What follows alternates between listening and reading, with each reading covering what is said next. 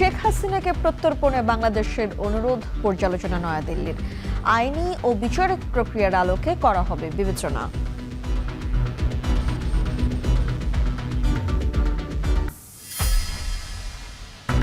তদবিরকারীদের চাপে বিব্রত মন্ত্রী এমপিরা। কেন্দ্রীয় কার্যালয় থেকে শুরু করে বাদ যাচ্ছে না দলের চেয়ারম্যানের অফিসও।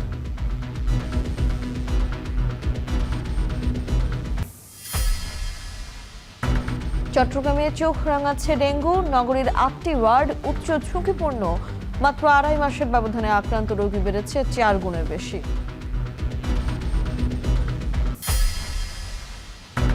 বেলুচিস্তানের স্বাধীনতার বিবৃতি। কূটনৈতিকভাবে জটিল অবস্থায় পাকিস্তানের শেহবাজ শরীফ প্রশাসন। ফায়দা নিতে পারে নয়াদিল্লি।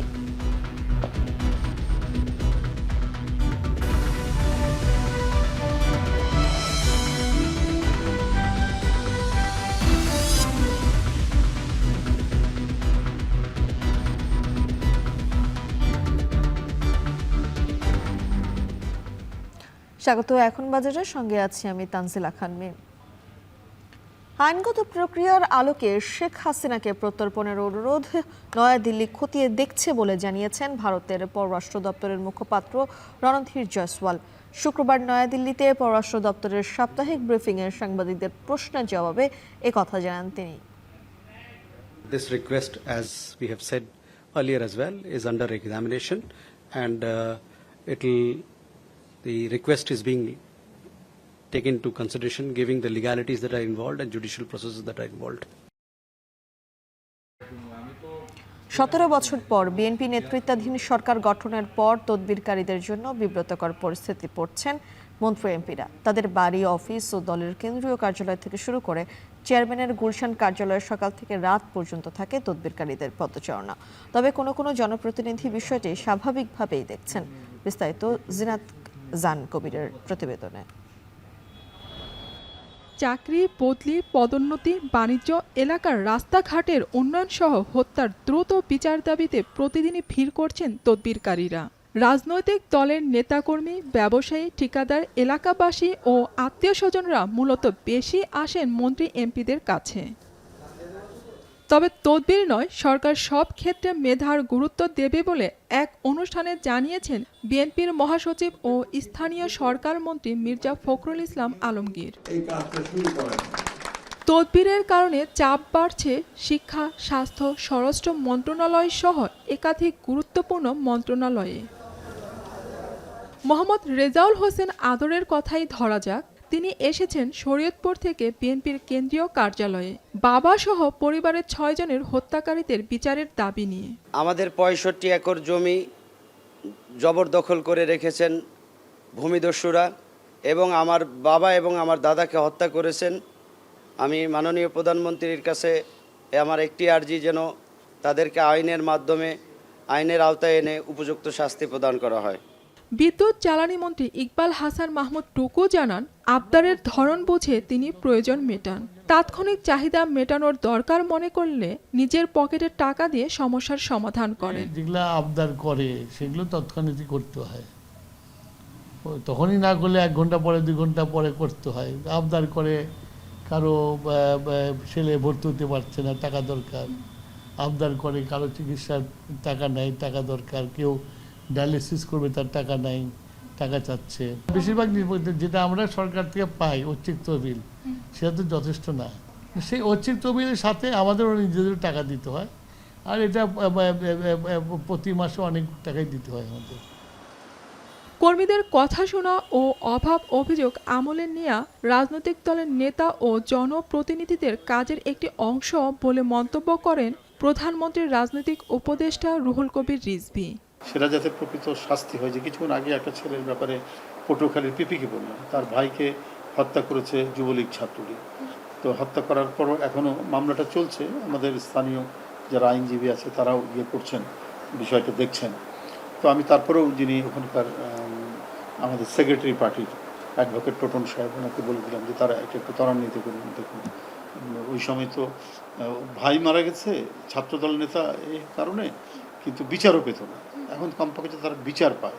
এইভাবে প্রতিনিয়ত বলি, এবং এটা তো আমাদের এই কাজগুলো করা উচিত, বলা উচিত। তবে তদবির ও আবদারের কারণে কখনো কখনো অস্বস্তির মধ্যে পড়েন মন্ত্রী এমপিরা। জিনাত জান কবির, এখন, ঢাকা।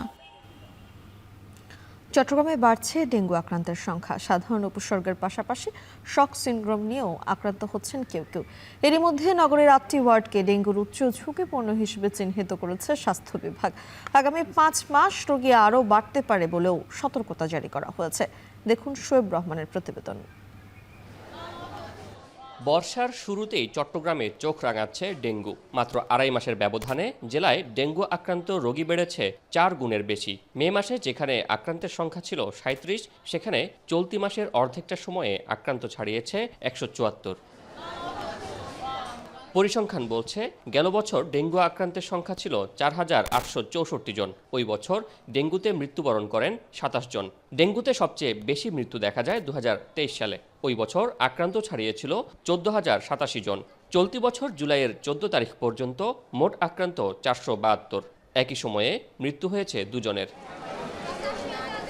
চিকিৎসকরা বলছেন অধিকাংশ রোগী জ্বর, শরীর ব্যথা, দুর্বলতা নিয়ে ভর্তি হচ্ছেন। এছাড়াও কেউ কেউ শক সিনড্রোম যেমন রক্তক্ষরণ, লো প্রেশার, ডায়রিয়া নিয়ে আসছেন। উপসর্গ দেখে তাদের চিকিৎসা চলছে। তো ডেঙ্গু এবং মিজেলস যেহেতু দুটাই ভাইরাস জনিত রোগ, দুটাতেই জ্বর নিয়ে শুরু হয়। অনেক ক্ষেত্রে আসলে আলাদা করা মুশকিল হতে পারে। ডেঙ্গুতেও কিন্তু র্যাশ দেখা যায়, যেটা পুরো শরীরে ছড়িয়ে পড়তে পারে। গেল মাসে চট্টগ্রামে বিশেষ জরিপ করে চট্টগ্রামের স্বাস্থ্য বিভাগ। এতে নগরীতে 8টি ওয়ার্ডকে অতি ঝুঁকিপূর্ণ হিসেবে চিহ্নিত করা হয়। ওইসব এলাকার বাসাবাড়িতে এডিস মশার লার্ভা যেমন বেশি পাওয়া গেছে, তেমনি আক্রান্তের সংখ্যাও বেশি। মোবাইল কোড করে মানুষকে সতর্ক করা বা মানুষকে যাতে জরিমানা আনা যায় সেভাবে আমরা ব্যবস্থা নিচ্ছি।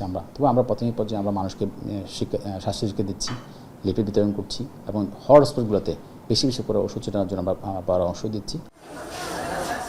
এমন অবস্থায় স্বাস্থ্যকর্মীদের বিশেষ প্রশিক্ষণ, হাসপাতালগুলোতে ডেঙ্গু ওয়ার্ড বা করোনার স্থাপন সহ বিশেষ প্রস্তুতির কথা জানাচ্ছে চট্টগ্রামের স্বাস্থ্য বিভাগ। হাসপাতালগুলোতে পর্যাপ্ত ডেঙ্গু কিটস আমরা রেখেছি এবং আমাদের ডেঙ্গু চিকিৎসায় যে আইভি ফ্লুইডগুলো ব্যবহৃত হয় সেগুলো আমরা মজুদ করেছি। পাশাপাশি বিভিন্ন হাসপাতালে ডেঙ্গু ওয়ার্ড খোলা হয়েছে। প্রতি বছর জুন থেকে নভেম্বর পর্যন্ত ডেঙ্গু সংক্রমণের হার বেশি থাকে। পুরো বছরের আক্রান্তের 80 থেকে 90% এই সময়টায় আক্রান্ত হন। শোয়েব রহমান, এখন, চট্টগ্রাম।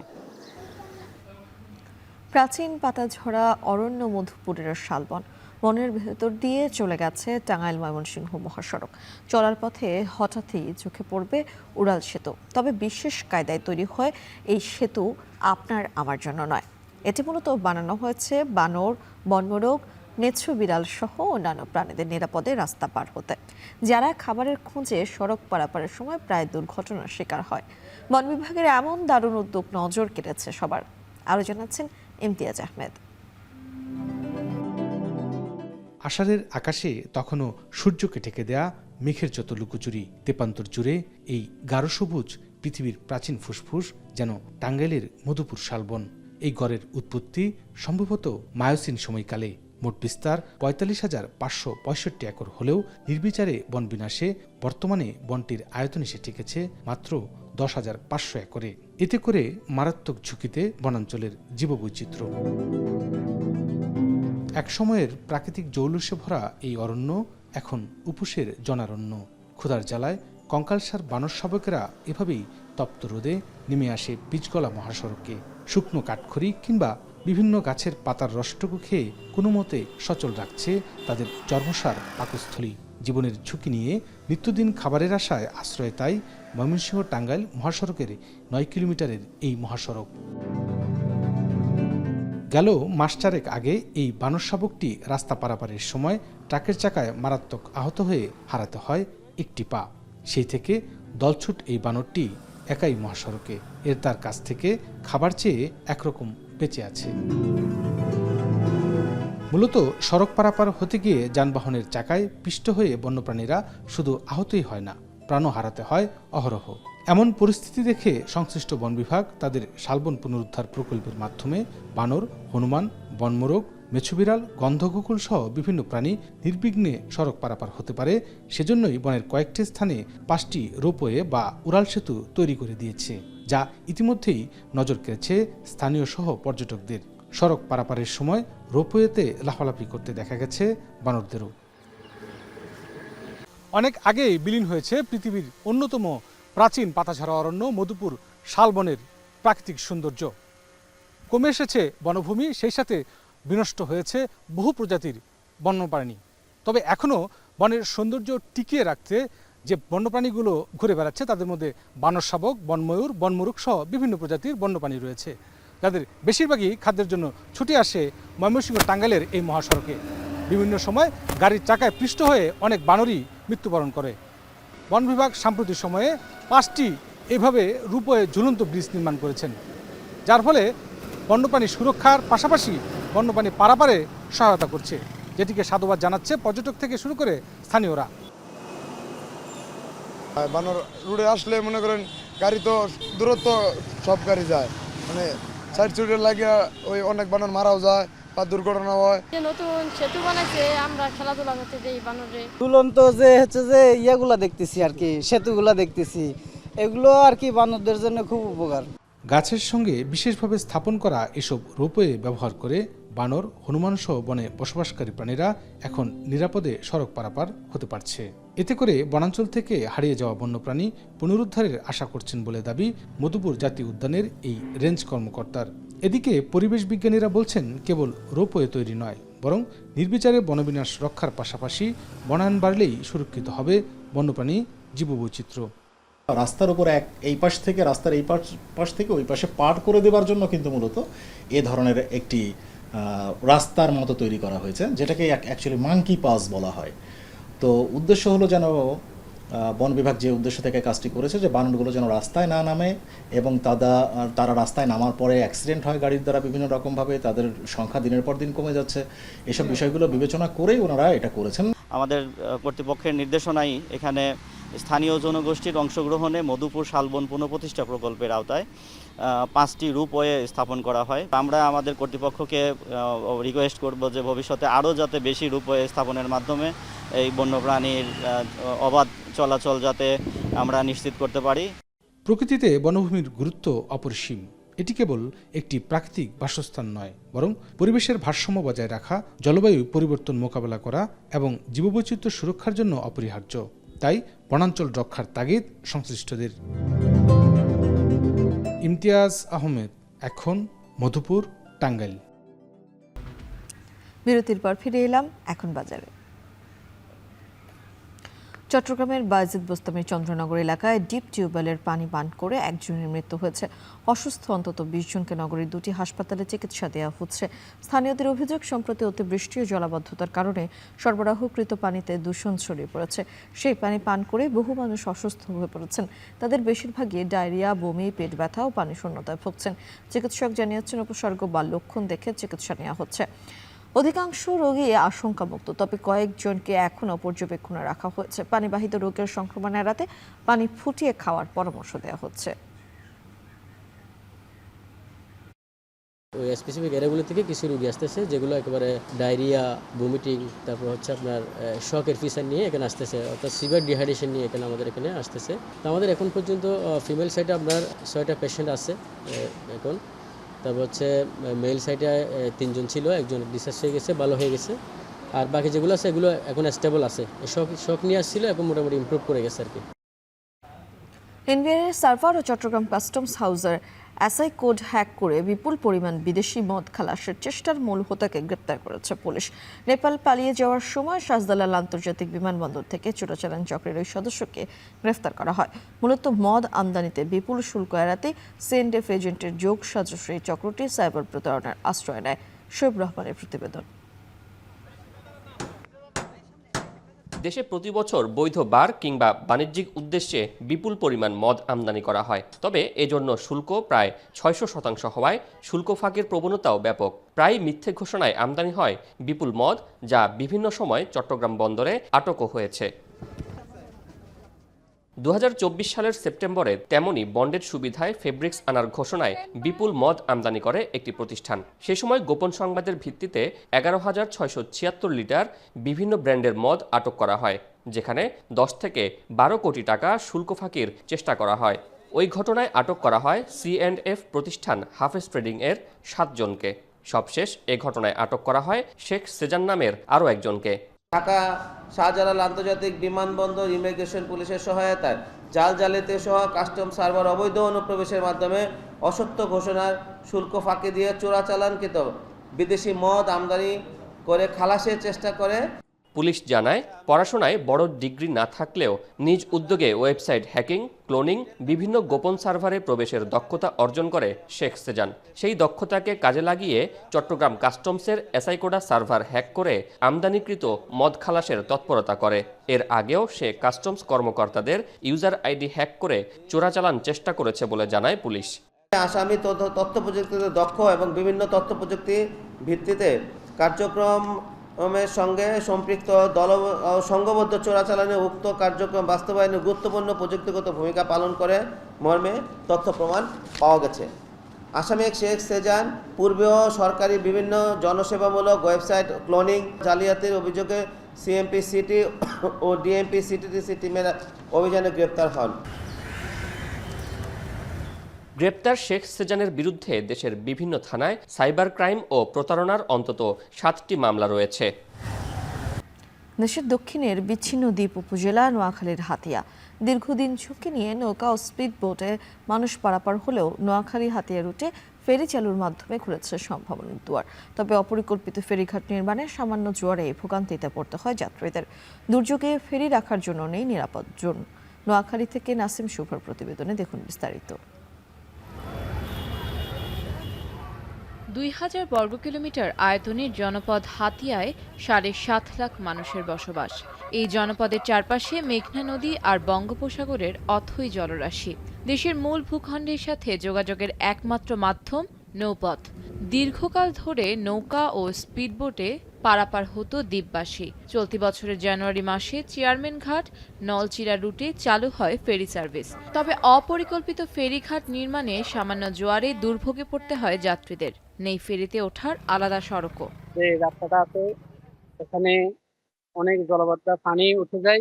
আমার যে রাস্তা এটা কিন্তু তেমন একটা সুবিধা না, যানজট বাজে। আর একটু উঁচা করে করতো, পরিকল্পনা অনুযায়ী করতো, তাহলে মনে হয় যেন একটু ভালো হইতো, আমাদের যাতায়াতের জন্য আরো বেটার হইতো। ফেরি দেওয়া হয়েছে, কষ্টটা এখনো যাচ্ছে না। সরকার আসছে, এখন যদি উন্নত করে তাহলে ওই দিকের মানুষের জন্য, আমাদের জন্য, সবার জন্য ভালো হয়। সবচেয়ে বেশি ভোগান্তিতে পড়তে হয় গাড়ি চালকদের। প্রতিদিনই অপেক্ষা করতে হয় দীর্ঘ জ্যামে বসে। জোয়ারের সময় পানির উপর দিয়ে ঝুঁকি নিয়ে গাড়ি নিয়ে ফেরিতে উঠতে হয় তাদের। জোয়ার ভাটার সময় যাত্রীকে উঠে নেওয়ার সমস্যা হলে যে ফেরিঘাট, এই পানি পুরি গেছে, মানুষ নামতে ভিজে যায়, তারপরে কষ্ট হয়। এটাই জানি আমার জায়গা লাগে, গাড়ি পার্কিং এর জায়গার প্রয়োজন, ঘাটগুলোর রাস্তাটা একটু উন্নত করার প্রয়োজন।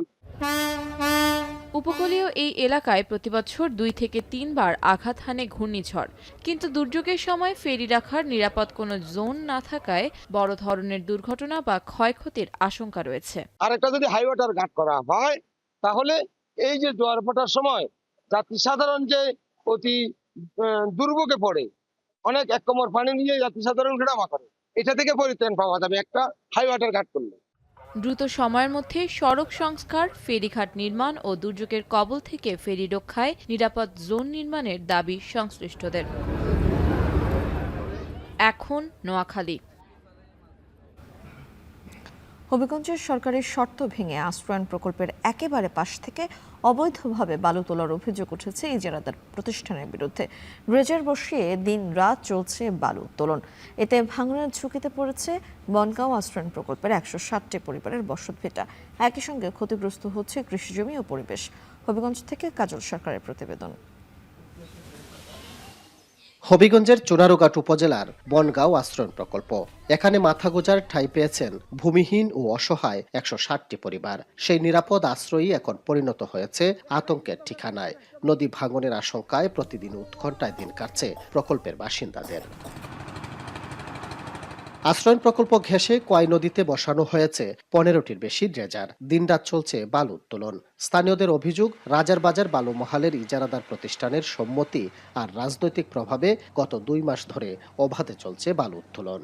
আশ্রয়ণটা খুবই অবস্থা খুব কার্যকর, যারা বালু তুললে মনে করেন দিছে। আর বিশেষ করে হইলো যে পারগুলা যে এগুলা ভাঙ্গা ফুরিয়ে যেতেছে সম্পূর্ণ। এখন তুলাতে আমরা খুব অসুবিধা হইতেছে, আমরা মাথা গুজার টাইপ থাকে না এখানে। শুধু নদী থেকে বালু তোলাই নয়, প্রকল্প সংলগ্ন 13টি পরিবারের মালিকানাধীন জমি দখল করা হয়েছে বলেও অভিযোগ। দখল করা জমিতে গড়ে তোলা হয়েছে বালুর ডিপো। কুরবানির কিছুদিন আগে থেকে তারা জোর প্রকার এখানে বালু তুলতেছে আমাদের জায়গাতে। মনে করেন 13টা ফ্যামিলির জায়গা আছে, ওরা প্রতিবাদ করছিল, প্রতিবাদ করাতে ওরা হুমকি ধমকি দিছে। অভিযোগ রয়েছে আশ্রয়নের পাশেই বালু উত্তোলন করছে স্থানীয় ইউনিয়ন জামায়াতের সভাপতি। তার দাবি, সরকার নির্ধারিত সীমানার মধ্যেই বালু উত্তোলন করা হচ্ছে। আমরা আশ্রয়নের পিছনে সরকার যে জায়গায় দেখাই দিছে ওই জায়গার ভিতরে আমরা মেশিন রেখে ওই কলাটা বাড়া নিয়ে এখানে আমরা বালু তুলতেছি, কিন্তু মেশিন আমরা বৈধ জায়গার মধ্যে সরকারের যে জায়গায় নাল নিশানা মারছে এই জায়গার ভিতরে আছে। এদিকে বালু মহালের সীমানা নির্ধারণ করে জেলা প্রশাসনের সাইনবোর্ড স্থাপনের কথা থাকলেও ঘটনাস্থলে তা দেখা যায়নি। তবে অভিযোগ খতিয়ে দেখার কথা জানিয়েছে প্রশাসন। যদি কেউ আশ্রয়ণ প্রকল্পের কাছে যায়, আপনি বলেছেন যে 500 মিটার দূর থেকে তোলে, তা আমাদের কাছে তথ্য আছে যে তার চেয়েও বেশি দূরে আছে। যদি নিকটে গিয়ে থাকে এবং এই কাজ কেউ করে থাকে তাহলে আমরা অবশ্যই ব্যবস্থা নেব। প্রায় 27 কোটি টাকায় রাজারবাজার বালু মহালের ইজারা পায় রাহি ট্রেডার্স। তবে শর্ত ভেঙে আশ্রয়ণ প্রকল্পের পাশ থেকে বালু উত্তোলন চললেও প্রশাসনের কার্যকর ভূমিকা না থাকায় ক্ষোভ স্থানীয়দের। কাজল সরকার, এখন হবিগঞ্জ। বেলুচিস্তানের স্বাধীনতার বিবৃতি কূটনৈতিকভাবে জটিল পরিস্থিতিতে ফেলেছে পাকিস্তানের শেহবাজ শরীফ প্রশাসনকে। বিবৃতির সত্যতা মিললে বেলুচদের স্বাধীনতা আর আফগান সীমান্তে ক্রমবর্ধমান উত্তেজনা, একই অঞ্চলে দুটি আলাদা সমস্যার সঙ্গে লড়তে হবে ইসলামাবাদকে, যার সুযোগ নিতে পারে কাবুল। আর বেলুচদের স্বীকৃতি দিয়ে ফায়দা নিতে পারে নয়াদিল্লিও। বাকিটা থাকছে সতীর্থ কর্মকারের প্রতিবেদনে। সম্প্রতি এক বিবৃতি নিয়ে তোলপাড় পাকিস্তানের গণমাধ্যম। বেলুচিস্তান প্রজাতন্ত্র নামে প্রকাশ করা ওই বিবৃতিতে দাবি করা হচ্ছে পাকিস্তানের দক্ষিণ পশ্চিমাঞ্চলীয় এই প্রদেশটি স্বাধীনতা ঘোষণা করেছে আর তারা তাদের অঞ্চলের 85%-এরও বেশি নিয়ন্ত্রণ করছে। বিবৃতিতে আরও বলা হয়েছে, একটি জাতীয় পতাকা, জাতীয় সঙ্গীত, নতুন মুদ্রা ও স্বাধীন প্রশাসনিক পদ্ধতিও চালু করেছে বেলুচিস্তান। পাশাপাশি ওই অঞ্চলে সোনা, তামার খনি, গ্যাস ক্ষেত্র ও কয়লা খনিরও নিয়ন্ত্রণ নেওয়া হয়েছে। তবে সামাজিক মাধ্যমে ছড়িয়ে পড়া এই বিবৃতির সত্যতা এখনো কোনো আন্তর্জাতিক সংস্থা বা পাকিস্তান সরকার নিশ্চিত করেনি। পাকিস্তানের দক্ষিণ পশ্চিমে অবস্থিত বেলুচিস্তান প্রদেশটি দেশের মোট ভূখণ্ডের প্রায় 44%, যদিও দেশের মাত্র 6% মানুষের বাস এখানে। 1948 সালে কালাত রাজ্যকে মানচিত্রে অন্তর্ভুক্ত করার মাধ্যমে বেলুচিস্তানকে নিজেদের অংশ করে নেয় পাকিস্তান। এরপর থেকেই অঞ্চলটি বিদ্রোহে জর্জরিত। বালুচদের অভিযোগ, বছরের পর বছর ধরে তারা অর্থনৈতিক, রাজনৈতিক এবং সামরিক নিপীড়নের শিকার। প্রাকৃতিক সম্পদে সমৃদ্ধ হওয়া সত্ত্বেও এর লভ্যাংশ চলে যায় প্রদেশের বাইরে। এখন প্রশ্ন ওঠে, পাকিস্তান থেকে বেলুচিস্তানের স্বাধীনতা আদায় কতটা বাস্তবসম্মত। বিবৃতিটি সামনে আসার পর কোনো পরাশক্তি বা প্রতিবেশী দেশ এখনো পর্যন্ত বেলুচিস্তানের স্বাধীনতার দাবির প্রতি আনুষ্ঠানিক সমর্থন বা স্বীকৃতি দেয়নি, যেটি একটি ভূখণ্ডের স্বাধীনতার লড়াইকে আরও বেশি বেগবান করে। পাশাপাশি বেলুচিস্তানে বেলুচ ছাড়াও পশতুন ও অন্যান্য জাতিগোষ্ঠীর মানুষও বসবাস করেন, যাদের একটি বড় অংশ পূর্ণাঙ্গ স্বায়ত্তশাসনের পক্ষে নন। এই পুরো বিষয়টিকে ভারতের জন্য বড় পরীক্ষা হিসেবে দেখছেন বিশ্লেষকরা, কারণ বেলুচদের সমর্থন দিয়ে পাকিস্তানকে চাপে ফেলতে গেলে চটে যাবে আরেক পরাশক্তি চীন। তবে বেলুচিস্তানের স্বাধীনতার দাবি শেহবাজ শরীফ প্রশাসনের জন্য দেশের অখণ্ডতা রক্ষা, অভ্যন্তরীণ নিরাপত্তা এবং বিশাল রাজনৈতিক চ্যালেঞ্জের বার্তা দেয়। বেলুচের বিচ্ছিন্নতাবাদী নেতাদের জাতিসংঘ ও অন্যান্য আন্তর্জাতিক সম্প্রদায়ের কাছে স্বীকৃতি চাওয়ার বিষয়টিও ইসলামাবাদকে কূটনৈতিকভাবে চাপে ফেলেছে। অর্থাৎ এই বিবৃতির পর প্রশাসনের নিয়ন্ত্রণ ও আসিম মুনিরের সেনাবাহিনীর প্রভাব নিয়ে প্রশ্ন তোলার যথেষ্ট সুযোগ আছে। আফগানিস্তানের সঙ্গে সীমান্ত আর আরব সাগরের বিশাল উপকূল রেখার কারণে বেলুচিস্তানের কৌশলগত গুরুত্ব অনেক। সঙ্গে যোগ হয়েছে তেহরিকি তালেবান পাকিস্তানের মতো সংগঠনের সঙ্গে আফগান সীমান্তে পাক সেনাদের নিয়মিত বিরোধ। ফলে বেলুচদের স্বাধীনতার আন্দোলন তীব্র হলে বিপদেই পড়বেন শেহবাজ শরীফ। সতীর্থ কর্মকার, এখন বিশ্ব। টানা সপ্তম দিনের মতো ইরানের উপর হামলা চালিয়েছে মার্কিন বাহিনী। স্থানীয় সময় শুক্রবার রাতে এই হামলা চালায় তারা। ইরানের গণমাধ্যম জানিয়েছে, যুক্তরাষ্ট্রের হামলার পরপরই দক্ষিণাঞ্চলীয় বন্দর শহর বান্দার আব্বাস ও সিরিকে একাধিক বিস্ফোরণের খবর পাওয়া গিয়েছে। অন্যদিকে কুয়েত সহ উপসাগরীয় দেশগুলোতে হামলা অব্যাহত রেখেছে ইরান। এর মধ্যে বাহরাইনে সাইরেন বাজিয়ে সতর্কতা জারি করেছে কর্তৃপক্ষ। সাধারণ মানুষদের নিরাপদে থাকার পরামর্শ দিয়েছে দেশটির স্বরাষ্ট্র মন্ত্রণালয়। এদিকে তাসনিম জানিয়েছে, হরমুজ প্রণালী অতিক্রমের চেষ্টা করা একটি থাই পতাকাবাহী জাহাজে হামলা চালিয়েছে আইআরজিসি। অন্যদিকে বুশেহরের ডেপুটি গভর্নর বলেছেন, কার্গ দ্বীপে নোঙর করা একটি ইরানি তেল ট্যাঙ্কারে হামলা চালিয়েছে যুক্তরাষ্ট্র।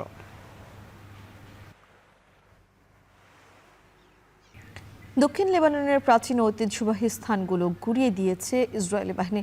বন্দরনগরী টায়ারে ইউনেস্কোর তালিকাভুক্ত ৫,০০০ বছরের প্রাচীন প্রত্নতত্ত্ব স্থাপনা ধ্বংস হয়ে গেছে ইসরায়েলি হামলায়। এছাড়া গুড়িয়ে দেওয়া হয়েছে মুসলিম ও খ্রিস্টানদের তীর্থস্থান সহ প্রাচীন বাজার ও ১০০ বছরের পুরনো সীমান্ত শহর। বিস্তারিত জানাচ্ছেন তানভীর জনি।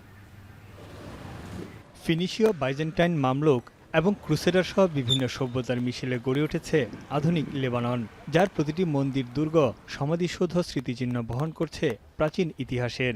প্রায় ৫,০০০ বছরের পুরনো ইতিহাস ঐতিহ্যের স্মৃতি বহন করে আছে দক্ষিণ লেবাননের টায়ার শহর। প্রাচীন ফিনিশীয় সভ্যতার কেন্দ্রবিন্দু এবং ইউনেস্কোর বিশ্ব ঐতিহ্য হিসেবে স্বীকৃত টায়ার শহরের বহু স্থাপনা। দক্ষিণ লেবাননের প্রধান শহর এটি। বর্তমানে মধ্যপ্রাচ্যের ভূ রাজনীতি ও সংঘাতের কেন্দ্রবিন্দু হয়ে উঠেছে টায়ার শহর। হিজবুল্লাহকে নির্মূলের নামে গেল প্রায় ৪ মাস ধরে লেবাননে ব্যাপক ধ্বংসযজ্ঞ চালিয়ে যাচ্ছে ইসরায়েলি বাহিনী। ধ্বংসস্তূপে পরিণত হয়েছে টায়ার শহরের ঐতিহ্যবাহী স্থানগুলো। শহরটির বেশিরভাগ অংশের স্মৃতি বিজড়িত ইউনেস্কোর স্বীকৃত ঐতিহ্য মিশে গেছে মাটির সঙ্গে। তাদের হামলা থেকে রক্ষা পায়নি তীর্থস্থান ও বিভিন্ন ধর্মীয় স্থাপনা। গুড়িয়ে দেওয়া হয়েছে নাবাতিয়া শহরের প্রাচীন বাজার এবং ১০০ বছরের পুরনো শহরগুলো। বুলডোজার দিয়ে নিশ্চিহ্ন করে দেওয়া হয়েছে অনেক স্থাপনা। ইসরায়েলি দখলদারিত্বের মুখে ক্ষয়ক্ষতির পুরো চিত্র এখনও তুলে ধরা সম্ভব হয়নি বলে জানান লেবাননের সংস্কৃতিমন্ত্রী। التراث ليس فقط الآثار الرومانية والفينيقية، التراث هو أيضا الأبنية التراثية، الأماكن الأثرية، الأبنية ذات الوظيفة الثقافية। এদিকে ইসরায়েল বলছে, বেসামরিক অবকাঠামো বা প্রাচীন স্থাপনা ধ্বংস করা তাদের লক্ষ্য নয়। হিজবুল্লাহর বিরুদ্ধে বিখ্যাত বোফোর্ট দুর্গে অস্ত্র রাখার অভিযোগ তুলেছে ইসরায়েল। বিশ্লেষকরা বলছেন, ইউনেস্কোর তালিকাভুক্ত টায়ার শহর দেখলে মনে হবে যেন এটি ভূমিকম্পে বিধ্বস্ত একটি শহর। الضربة كانت قريبة علينا ملاصقة إلنا، ضربوا بيت كمان تراثي هو البيت، فالضرر عندنا الموزاييك بشكل كبير كتير، وهالموزاييك عمره تقريبا 2000 سنة من عهد الرومان। সাংস্কৃতিক স্থাপনার উপর এ ধরনের হামলার নিন্দা জানিয়েছে জাতিসংঘের শিক্ষা, বিজ্ঞান ও সংস্কৃতি সংস্থা ইউনেস্কো। শহরের ডেপুটি মেয়র বলেন, আন্তর্জাতিকভাবে সুরক্ষিত এই শহরকে লক্ষ্যবস্তু করা কোনোভাবেই উচিত হয়নি। سور مدرجة على التراث العالمي من عام 1984. سور عمرها 5000 سنة، يعني هذه المدينة بتختزن آثار وحضارات وثقافة تعاقبت عليها أجيال، مفترض تكون من المدن اللي هي محمية دولية। ইসরায়েলি হামলার জেরে বিপন্নপ্রায় বিশ্ব ঐতিহ্যবাহী স্থান হিসেবে টায়ার শহরকে শ্রেণীবদ্ধ করার আবেদন জানিয়েছিল ইউনেস্কো। তবে সেই আবেদন কানে তোলেনি আন্তর্জাতিক সম্প্রদায়। লেবানন সরকারের অভিযোগ, দেশের ১০০ বছরের ইতিহাসকে স্থায়ীভাবে মুছে ফেলতে পরিকল্পিত অভিযানে নেমেছে ইসরায়েল। তানভীর জনি, এখন বিশ্ব। চলতি বছর প্রকাশিত গ্লোবাল লাইভেবিলিটি ইন্ডেক্সে বিশ্বের শীর্ষ ১০ বাসযোগ্য শহরের তালিকায় নেই কানাডার টরন্টো। এবার সূচকে শহরটির অবস্থান ১৬তম। জীবনযাত্রার ব্যয় বৃদ্ধির কারণে সূচকে পিছিয়ে পড়েছে বলে মনে করছেন শহরটির বাসিন্দারা। দেখুন কানাডা থেকে সৈয়দ ইফতিখারের প্রতিবেদন। দিনের আলোয় পাহাড়, সমুদ্র আর সবুজের মেলবন্ধনে যেন জীবন্ত এক ক্যানভাস ভ্যাঙ্কুভার। ব্যস্ত জনজীবনের মাঝেও প্রকৃতির সান্নিধ্য, পরিচ্ছন্ন পরিবেশ আর স্বস্তির ছোঁয়া শহরটিকে দিয়েছে আলাদা এক পরিচয়। তাই তো শুধু সৌন্দর্যই নয়, জীবনমানের নানা সূচকেও বিশ্বের অন্যতম সেরা শহরের স্বীকৃতি ধরে রেখেছে কানাডার এই নগরী।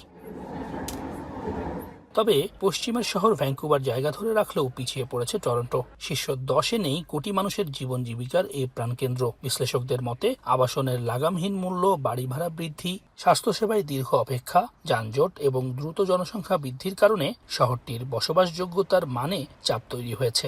যারা পরিবার নিয়ে আছেন তাদের জন্য খুব কষ্টদায়ক এখানে থাকার জন্য। $3,000 কামায়, কিন্তু তারা 3,000 থেকে বেশি তাদের মানে খরচ হয়। সুতরাং আমাদের এই সিটিটা হচ্ছে নর্থ আমেরিকার মধ্যে একটা ব্যয়বহুল সিটি। আর যারা কনস্ট্রাকশনে আমরা ছিলাম, বাড়ির দাম হাফ প্রাইস হয়ে গেছে। যে বাড়িগুলি আগে অনেক টাকা ছিল, এগুলি এখন, এবং বাড়ির কষ্ট এখন প্রায় 350 থেকে 450। তবে সূচকে পিছিয়ে পড়ায় টরন্টোর অনেক বাসিন্দার ভাষ্য, এখনও কর্মসংস্থান ও সুযোগের কেন্দ্র হলেও প্রতিদিনের জীবন আগের চেয়ে অনেক বেশি ব্যয়বহুল এবং চাপপূর্ণ হয়ে উঠছে। তাই 16 নম্বরে চলে এসেছে জনপ্রিয় এই শহর। গ্রোসারি থেকে শুরু করে সব কিছু এত পরিমাণ এক্সপেন্সিভ হয়ে গেছে, বাসা ভাড়া থেকে শুরু করে সব কিছু এত এক্সপেন্সিভ হয়ে গেছে, যেটা সাধারণ মানুষের হাতের নাগালের বাইরে। স্বাস্থ্যসেবা কতটা সহজলভ্য, শিক্ষা কতটা মানসম্মত কিংবা অবকাঠামো কতটা কার্যকর, এমন কিছু সুযোগের সমন্বয়েই নির্ধারণ করা হয় সেরা শহর। ইকোনমিস্ট ইন্টেলিজেন্স ইউনিটের 2025 সালের গ্লোবাল লিভেবিলিটি ইন্ডেক্সে 173টি শহরের মধ্যে 9ম স্থানে কানাডার ভ্যাঙ্কুভার। স্থিতিশীলতা, উন্নত স্বাস্থ্যসেবা, উচ্চমানের শিক্ষা, কার্যকর অবকাঠামো এবং সংস্কৃতি ও পরিবেশ, প্রায় সব সূচকেই এগিয়ে এই শহর। বিশেষজ্ঞদের মতে সূচক শুধু একটি ক্রম নয়, এটি যে কোনো শহরের সামগ্রিক জীবনমানের প্রতিচ্ছবি। সেই বিবেচনায় ভ্যাঙ্কুভার আবারও নিজেদের অবস্থান শক্ত করতে পেরেছে, আর টরন্টোর জন্য এটি একটি সতর্ক বার্তা। বিশ্বমানের শহর হিসেবে অবস্থান ধরে রাখতে হলে আবাসন, স্বাস্থ্যসেবা এবং অবকাঠামো খাতে আরও কার্যকর উদ্যোগ নেওয়ার দাবি। সৈয়দ ইফতেখার, এখন, কানাডা। দাবানলের কারণে যুক্তরাষ্ট্রের উত্তরাঞ্চল ধোঁয়ায় ঢেকে যাওয়ায় কানাডার উপর নতুন করে শুল্ক আরোপের হুমকি দিয়েছেন মার্কিন প্রেসিডেন্ট ডোনাল্ড ট্রাম্প। স্থানীয় সময় শুক্রবার সামাজিক যোগাযোগ মাধ্যমে এক পোস্টে এই মন্তব্য করেন তিনি। এতে ট্রাম্প আরও বলেন, কানাডার অবহেলার জন্য নোংরা, দূষিত ও অস্বাস্থ্যকর বাতাসে অকারণে আক্রান্ত হচ্ছে যুক্তরাষ্ট্র। এ বিষয়ে কানাডার প্রধানমন্ত্রী মার্ক কার্নিকে ফোন দিবেন বলেও জানান তিনি। পাশাপাশি দেশটির বিরুদ্ধে তাদের বন জঙ্গল সঠিকভাবে রক্ষণাবেক্ষণ না করারও অভিযোগ করেন ট্রাম্প। তবে মার্কিন প্রেসিডেন্টের শুল্ক আরোপের বিষয়ে কোনো মন্তব্য করেনি কানাডা। এদিকে Canadian wild land fire information সিস্টেমের তথ্য অনুযায়ী শেষ খবর পাওয়া পর্যন্ত কানাডার প্রায় 888টি দাবানল এখনও সক্রিয় এবং এগুলোর অধিকাংশই নিয়ন্ত্রণের বাইরে।